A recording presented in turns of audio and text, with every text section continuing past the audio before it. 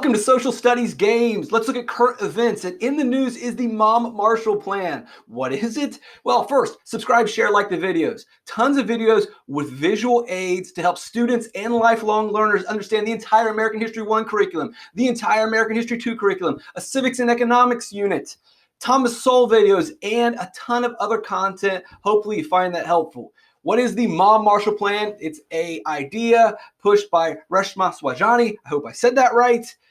I probably didn't. Let's now commence with the mansplaining. I'm sure people are not going to be happy. Before people criticize me or say that, well, you're taking things out of context or you're manipulating the facts, let's just look at what she explicitly states in her op-ed. These are her words, not mine. This is not about choosing to have children. Isn't that by definition what a mother is? Someone who, a female who has a child is a mother. Thus, this is not about mothers. Wait a second. The Mom Marshall Plan is not about moms. What are we doing? Don't worry if you're confused, because Reshma will clear this up in the very next sentence. It's about economic growth. There it is. You don't care about mothers. You don't care about family. You don't care about children. You're just using that so that you can push your agenda towards economic growth, towards money, towards power. You can't have economic growth in this country unless you bring women fully into the labor force, and you can't do that without ensuring that moms have childcare and that they pay fairly and that they're compensated for their invisible labor. It's all about money. It's not about moms being moms. And it's very clear as you read the Mom Marshall Plan what her goal is.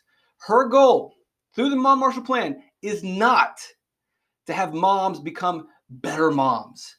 Allow moms to spend more time with their children, to allow mother to have more resources and more time to foster the development and nurture their children so that our society benefits. That's not her goal. Now, I think that's a great plan. If you were to ask me to design a Mom Marshall Plan, I would design a Mom Marshall Plan that allows mothers to at least have the opportunity to spend more time. We're not going to force women to spend more time. We're not going to force women to drop out of the workforce, but we're going to create, this would be my Mom Marshall Plan, to allow mothers to spend more time with their families inside their communities. But that's not what Reshma wants. Reshma's Mom Marshall Plan, it is not to allow moms to become better moms. It's for moms, and it's in her words, economic growth. It's for moms to be better workers, to spend more time in the labor force so that we can end the gender pay gap.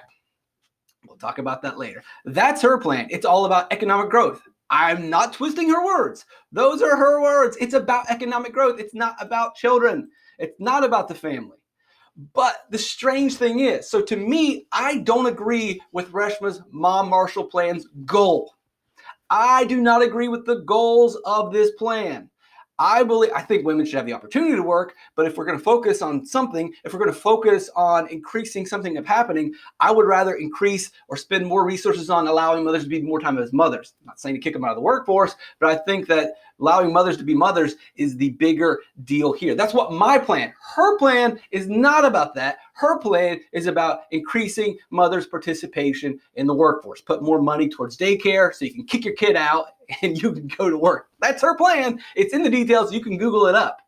I don't agree with it. But the funny thing is, if you look at the actual plan and the policies that she prescribes, the opposite will happen, which is good for me. So her plan actually will lead to mothers probably dropping out of the workforce or spending less time in the workforce and spending more time with their family. So actually, I like the Mom Marshall Plan. I don't agree with her goal, but her plan doesn't line up with her goal. Her plan lines up with my goal. So let's explain that. Let's see this. Because it just takes... This is not going to be some magnificent, complicated economics lesson. It's very simple. A high school student will understand that her plan doesn't make any sense whatsoever. Or at least it's going to completely backfire. Talk about your all-time backfire, Billy Madison. Or is that Happy Gilmore?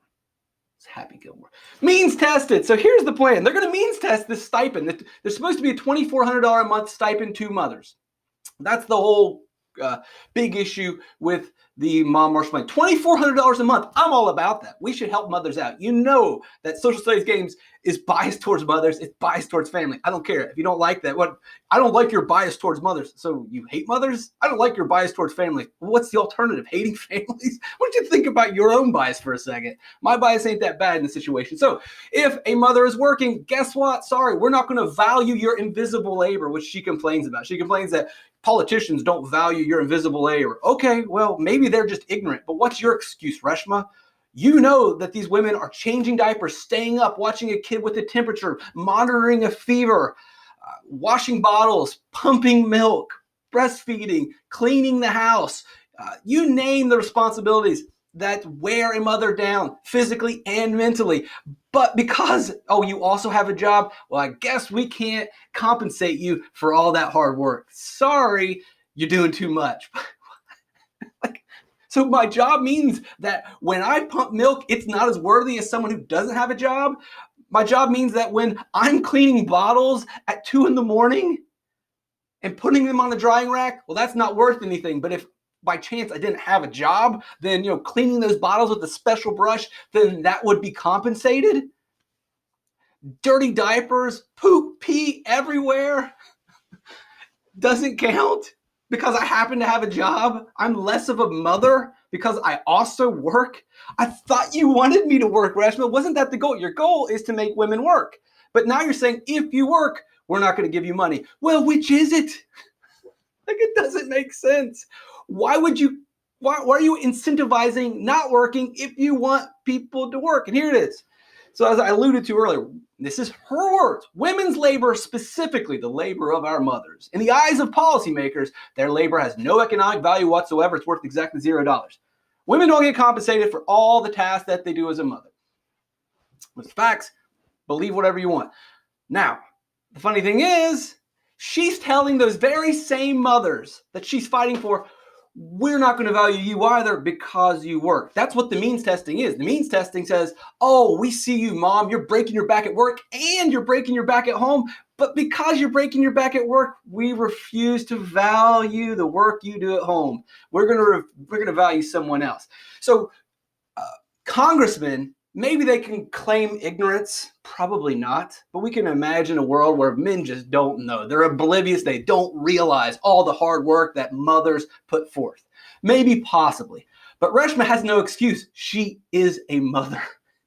She cannot claim ignorance. She cannot claim ignorance when she's attacking politicians for not valuing the invisible labor that she talks about, while she, at the very same time, through means testing, does not value invisible labor. Being a mother, doing the work of a mother, it's either valuable or it's not. You can't say, well, it's valuable to this person because they don't work, but it's not valuable to this person because you got a job. That doesn't make sense. Are we going to value the invisible labor or not? So many contradictions, but just backwards policies anyway. So here we have this is where the whole thing falls apart. So we have a mother that does not work at all. This is the opposite of what Reshma wants. Remember, Reshma's goal is to get women, specifically mothers, back into the labor force, drive wages back up, end the gender pay gap. Well, so she should be against this. Well, what is her action? Well, no, we're going to give $2,400 a month stipend to this mother. You're going to incentivize not working while your goal is to work. Wait, you're going to give people money to not work even though you want them to work. You're going to pay them to do the polar opposite. Do you not like when you're writing this out, here's the grand scheme. This is going to be the Mom Marshall Plan, and here's exactly how it's going to work. Does it not at any point as you're typing the words say, wait a second, we're incentivizing the behavior that we don't want? Doesn't that ever happen? Is there ever that moment of cognitive dissonance? I guess it does not happen. So anyway, wait a second, I thought you wanted us to work. Do you want us to work or not work? Make up your mind. So if you want more of something, subsidize it. If you want less of something, tax it. We have unemployed mothers. We have mothers with a career. We're subsidizing the unemployed mothers, and we're giving nothing to the mothers with a career. That is Reshma's plan. Reshma wants more women with careers, and yet she gives them zilch, and she doesn't want this, yet she rewards the unemployment. And let's fix that. Let's call that full-time mothers. We're pro-mother here. They're not unemployed. They're full-time mothers. And guess what? I agree. We should subsidize full-time mothers. We should reward full-time mothers. And I don't know how you pay for it. Deficit spend, MMT. We're not going to tackle that policy issue. But in theory, I believe mothers should be compensated for their indispensable task, their significant task, their most important job in the world for any human being is being a mother. And sometimes intrinsic rewards aren't enough. Sometimes intrinsic value isn't enough. Sometimes extrinsic rewards and values are necessary to make sure that we as a society value full-time mothers. I'm completely for this.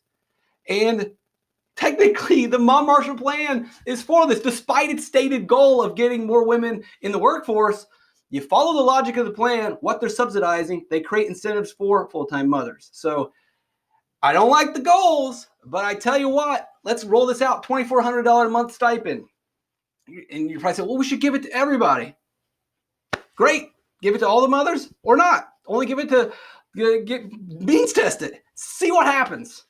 See what happens. This is exactly what's going to happen. Now, Reshma's not going to be happy about this policy. This mother works 40 hours a week. She will receive no help from the Mom Marshall Plan. She's on her own. You got to work full-time, and then you're going to take care of your kid full-time, and you're not going to receive any help whatsoever. So if you are that mother, what might you possibly do? It's not going to take much. Again, a 9th grade education can figure out what most people will do in this situation. They're going to drop out of the workforce entirely, which is not what Reshma wants, or they'll work part-time, which is not what Reshma wants. But for the family, this is good. For the mother, this is a better option. Take the money, spend more time with the family, less time for the child in daycare, less time for the child in state institutions, more time with the family, more time with their siblings, more time with their mother. And the child gets to spend, and so it's great for the mother. That also means it's going to be less time at work, which Reshma hates. But hey, Reshma, this is your plan. This is your policy. Look, did it not dawn on you that this was going to happen? Let's look at teachers. Teachers' average starting salary, $38,000.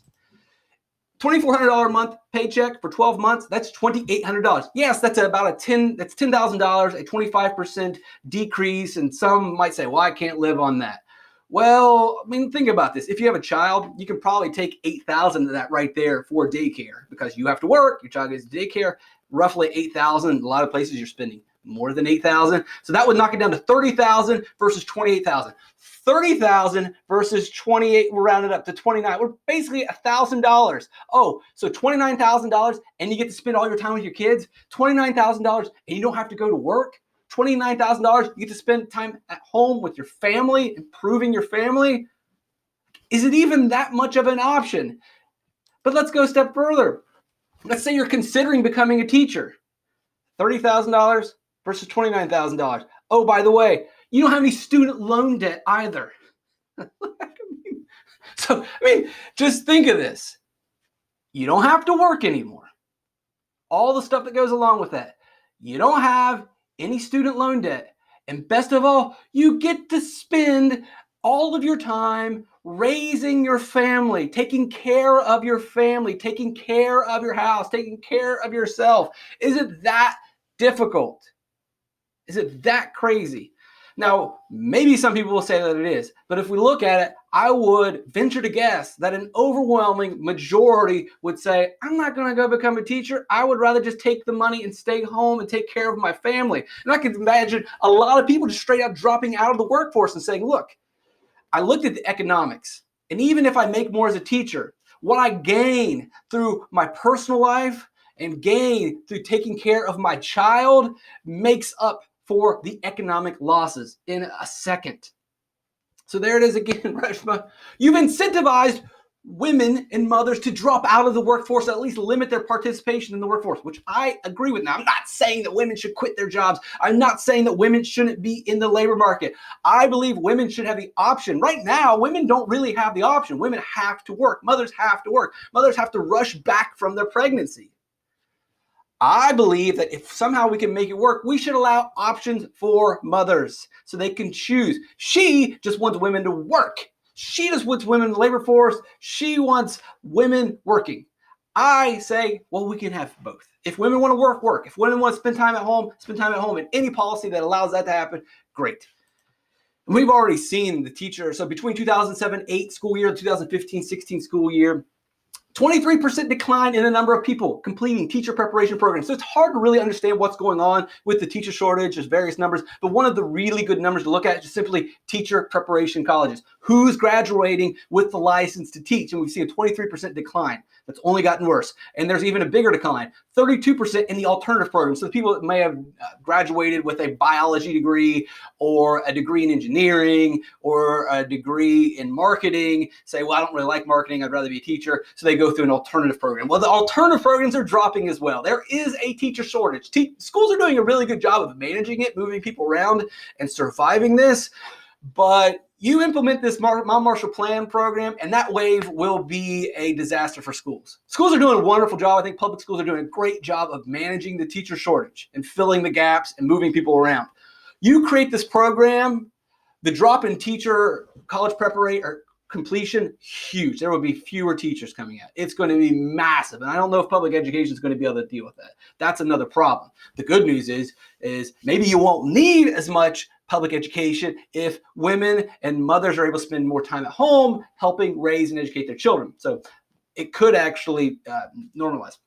Let's look at another example that Reshma is not going to be happy with. So a career woman and a career man, they work for a year and they get paid based on that year experience. They work for 2 years based on 2 year experience. Then you throw in this $2,400 a month stipend. Now, maybe that woman was already considering being a mother, but now as you've promised an incentive to help her become a mother, she's going to drop out of the workforce. Now, there's no guarantee she might go back to work, but statistically, if you create an incentive to stay home, more than likely, more mothers, more women will stay at home and drop out or limit their time in the workforce. But meanwhile, the man continues to work and, oh, well, this isn't fair. Look, I didn't create uteruses. Blame the creator or evolution on that one. We're not doing science right here. So he gets 3 years salary. And then he keeps working. She stays at home because of the stipend, which is good. It's good to support women. But if Reshma wants to end the gender pay gap, then this isn't going to do it.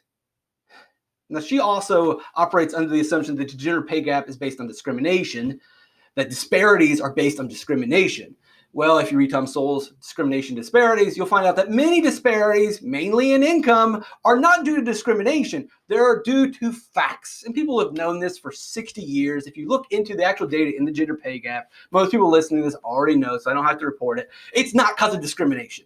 It's because of other situations, this being one of them. So eventually the woman decides that I want to go back into the workforce. Great, that's awesome. But when she re-enters the workforce, her salary is based on 2 years. His is based on 4 years. But that's an income pay gap. And it's an income pay gap. It's a disparity, not based on discrimination, but based on facts. The employer is going to pay you based on your experience. Now, she may not even get a huge bump. But imagine one of the things Thomas Sowell always talks about, Walter E. Williams as well. Imagine that they're working in accounting. If you miss 2 years in accounting, that's 2 years worth of new tax laws and new tax codes that you have to catch up on. That's very difficult to do. If you had to choose, which one would you pay more? The person with more experience and is up to date on tax code, or the employee that's 2 years behind, may not be up to date on tax code, may require training. That training is going to cost money, investment from the firm. Well, then you would pay less. That training would come out of the employee's salary.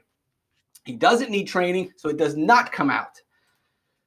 And as we move forward, he'll be based on 5 years, 3 years. So as Reshma wants to end the gender pay gap by incentivizing women to drop out of the labor force, you're not going to end the gap. The gap is still going to be there. The gap is reasonable. The gap makes sense. But again, Her goals do not line up with the policy. Her goals, her dream, her vision is not supported by the actual policies that she is prescribing. So what is the answer? Well, you know there's no solutions. There are only trade-offs, and everyone is familiar with this. Women have the choice of the two options. They can choose a career, and they will often have to sacrifice family. Now, they can balance the two, but in the end, if you choose more career, it means less time with family. There are trade-offs, and every individual is going to approach this differently. There isn't a solution where you can have a career and have maximum time on your family. Scarcity. We have limited time. We have limited resources. As economics is called by Thomas Sowell, the dismal science. There's just a bunch of losing going on. You just try to lose less. And so each woman has to make this choice where they rather spend time with family. And if they do so, they sacrifice career. Now, they can try to maximize both, but you can't have them both. It's one or the other. And you try to accept the one that has the better trade-offs. There's no solution, and there's no government policy that's going to fix this. And I don't think Reshma believes that. Reshma believes that you can do both of these. But the reality, it isn't. Because every minute you spend at work is a minute you don't spend at home. And every minute you spend at home is not a minute you spend at work. You have to make that decision. And in the end, it's going to come down to where does one find meaning? When you're on your deathbed, are you going to lay there and say, man, I wish I would have worked more because we could have been the Southwest Ohio Regional's #2 paper processing firm. We really were so close. We were #3 for so many years, but if we would have worked harder, we could have won that daytime Emmy, that regional Great Lakes daytime Emmy. Man, we were so close. Man, if we just would have worked harder. Is that what you're going to think about on your deathbed? Or maybe think about, man, I wish I would have spent more time with family and friends. I wish I would have spent more time with my loved ones. I wish I wasn't at work all the time. I wish I wasn't listening to my boss. I spent more time with my boss. I spent more time with the employees that were yelling at me. I spent more time with people that didn't like me. I spent more time with people that were forced economically to be around me while I chose to be away from the people that loved me. While I chose to be out for 60 hours a week for 52 weeks a year, maybe occasionally taking a holiday. What do you think it's going to be? Where are you going to find meaning? Do you find meaning in work or do you find meaning in family? Reshma says that we find meaning in work. And that's what you get in your public education, your socialized education, through your welfare state. It's all about work. It's all about what you do. Whereas the old traditional unit, the old traditional conservative value, the way of life, the meaning of life was in your family and in your community and taking care of those around you, and they would take care of you. A little bit of preaching there. I hope that wasn't mansplaining at the end. So there it is, current events in the news, the Mom Marshall Plan. Don't agree with the goal necessarily, although I think it's fine and great for women to have the opportunity to work and to maximize their wages. But the actual policy doesn't line up with any of that. The policy lines up with strengthening the family, with supporting mothers being mothers. So, hey, that's great. Subscribe, share, like the videos. American History 1 curriculum, American History 2 curriculum, Civics and Economics, Thomas Sowell. There's other nonfiction books that I cover, all with visual aids broken down to help student learners, lifelong learners. Subscribe, share, like. We'll do some more current events moving forward. Hope you enjoyed the show.